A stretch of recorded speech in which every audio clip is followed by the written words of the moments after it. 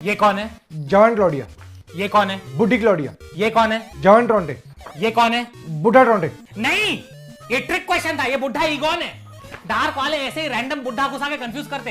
अरे सर, सारे बुढ़े सेम ही दिखते हैं शो में। खत्म। तो अगर यार आपने नेटफ्लिक्स की डार्क सीरीज देखी है तो आपके मन में बहुत सारे सवाल होंगे, जैसे कि इस सीरीज का कंसेप्ट आखिर था क्या और आखिर इसकी एंडिंग में क्या हुआ। तो आज हम इसी चीज़ के बारे में बात करने वाले हैं कि आखिर इस शो का कंसेप्ट क्या था और साथ में इसकी एंडिंग में क्या हुआ। तो बिना कोई और टाइम पास किए चलिए शुरू करते हैं।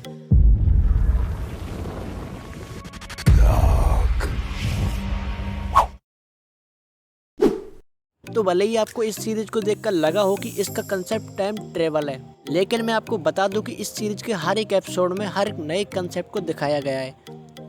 तो उनमें से हम कुछ मेन कंसेप्ट की बात कर लेते हैं जो कि बहुत ही ज़्यादा इंपॉर्टेंट है। और इसमें से सबसे पहले आता है टाइम ट्रेवल। तो यार इस बात में तो बिल्कुल भी शक नहीं है कि डार्क का मेन कंसेप्ट टाइम ट्रेवल ही है। और इसमें जो टाइम ट्रेवल को लेकर बकचोदी होती है उसके बाद तो किसी का भी सर फट जाए। लेकिन ये वाला टाइम ट्रेवल का कंसेप्ट बाकी टाइम ट्रेवल से काफ़ी ज़्यादा हटके हैं, जैसा कि हमें काफ़ी सारी मूवीज में दिखाया जाता है। इसमें टाइम ट्रेवल 33 साल के गैप के बीच में होता है, यानी कि या तो आप 33 साल आगे जा सकते हो या फिर 33 साल पीछे। ऐसे नहीं कि 10 दिन पीछे चले गए, वहाँ का सब कुछ बदल दिया और वापस आगे मुँह उठा गए, नहीं, बल्कि 33 साल आगे 33 साल पीछे। अब टाइम ट्रेवल के अलावा इस सीरीज में देखे हुए कुछ और मेन चीज़ों के बारे में बात कर लेते हैं जो कि शायद आपने इम्पोर्टेंट ना समझी हो। जैसे कि सबसे पहले एडम और ईवा। तो ये हमें पता है कि इस सीरीज में हमें दो मेन कैरेक्टर दिखाए जाते हैं जो कि दोनों अलग अलग दुनिया से हैं और वो अपना नाम रखते हैं एडम और ईवा।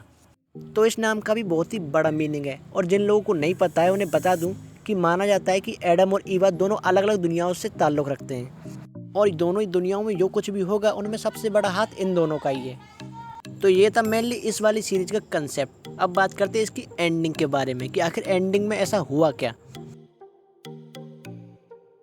तो डार्क के तीनों सीजन में हमें ये दिखाया जाता है कि किस तरह से ये लूप क्रिएट हुआ है और आप कोई भी कांड कर लो, कुछ भी कर लो, ये सब इस लूप का एक हिस्सा है और इससे आप इस लूप को बंद नहीं कर सकते।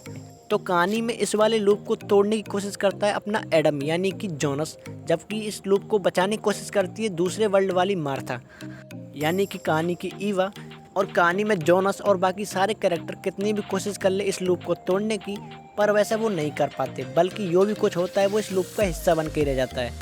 जैसा कि आप एग्जांपल के लिए पुलिसमैन ओरिक को ले सकते हैं। तो बात करें ओरिक की, तो ओरिक का बेटा 2019 में गायब हो गया था और उसका भाई पहले 1986 में गायब हो चुका था। और जब पता चलता है उसी की इस सब का कारण टाइम ट्रेवल है तो वो टाइम में ट्रेवल कर जाता है, लेकिन वो ना ही 1986 में पहुंचता है और ना ही 2019 में, बल्कि वो पहुंचता है सीधे ही 1953 में। और यहाँ पे पहुँच के वो सोचता है कि अगर वो छोटे हेलगर को मार देगा तो जिसकी वजह से ये लूप ख़त्म हो जाएगा और उसके बेटा और उसका भाई गायब होने से बच जाएंगे। और जिसकी वजह से वो छोटे हेलगर को मारने की कोशिश करता है और पुलिस उसे पकड़ के ले जाती है। अब इतनी बड़ी घटना के बाद जो छोटा हेलगर होता है उसका इंसानियत पे से विश्वास उठ चुका होता है और जिसका फ़ायदा नोवा उठाता है और इस तरह हेलगर नोवा की टीम में शामिल हो जाता है। यानी कि एक तरह से कह सकते हैं कि ओरिक की वजह से हेलगर इविल बना, जबकि वो तो इस लूप को बंद करने आया था। तो इसका मतलब आप ये कह सकते हैं कि इस लूप को तोड़ा नहीं जा सकता जब तक कि आपको मेन ओरिजिन पता नहीं लग जाए कि आखिर ये सब स्टार्ट कहाँ से हुआ। तो ये तो हो गया अपना एग्जाम्पल। अब बात करते हैं एंडिंग की।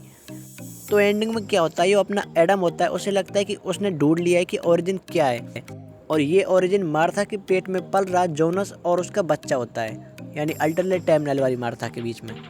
और इसीलिए वो उस वाली मार्था और उसके बच्चे को मार देता है। लेकिन मार्था को पता होता है कि वो मरने वाली है, तो इसलिए वो दो वर्जन तैयार करती है अपने, यानी बूढ़ी वाली मार्था होती है ये।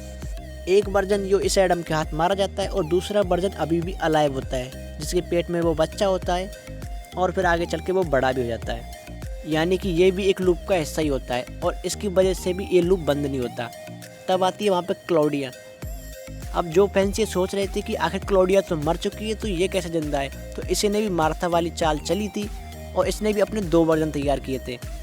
यानी कि एक वर्जन तो वो वाला वर्जन है जो कि जोनस के वर्ल्ड वाला है और दूसरा वर्जन वो है जो कि अल्टरनेट वर्ल्ड से, यानी मार्था वाले वर्ल्ड से। तो वो दूसरी वाली क्लॉडिया थी वो तो मर चुकी थी, लेकिन एक अभी भी जिंदा है और ये वाली एडम को समझाती है कि ओरिजिन क्या है।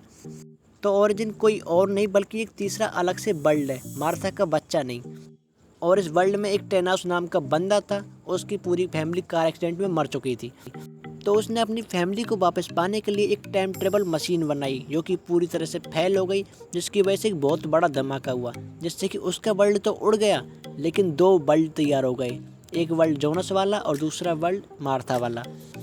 तो अब एडम को पता होता है कि ओरिजिन क्या है, तो वो अपने तीसरा वर्जन तैयार करता है, यानी कि जोनस का तीसरा वर्जन।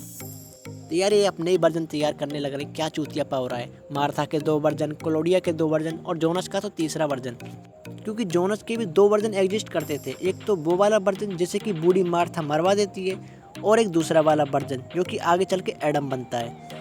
लेकिन अब यहाँ पे एडम तीसरा वर्जन बनाता है और उसे काम देता है तीसरे वर्ल्ड को रोकने का, और कहता है कि उसे अल्टरनेट टाइमलाइन की मार्था को अपने साथ ले जाना होगा। तो इसलिए ये नया वाला जोनस होता है, यानी तीसरा वर्जन वाला जोनस, ये एक तीसरा वर्जन बनाता है मार्था का।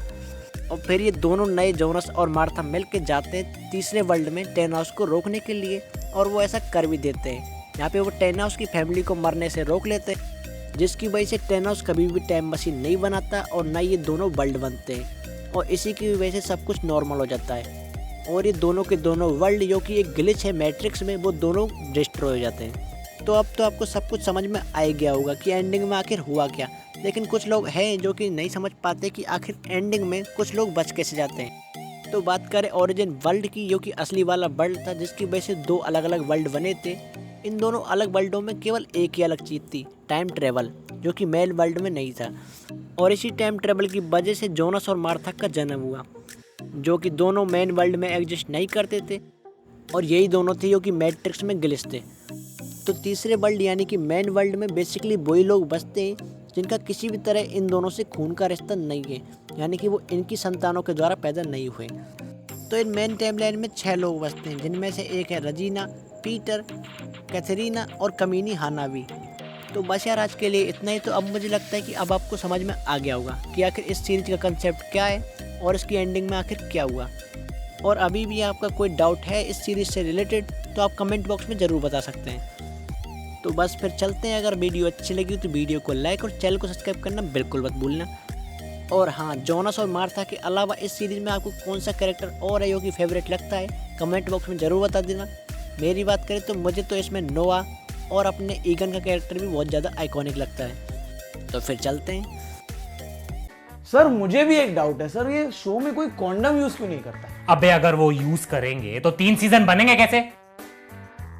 और इतने घटिया डाउट पूछना बंद करो, वरना जर्मनी से डायरेक्टर आके चप्पल मारेगा तुम लोग को।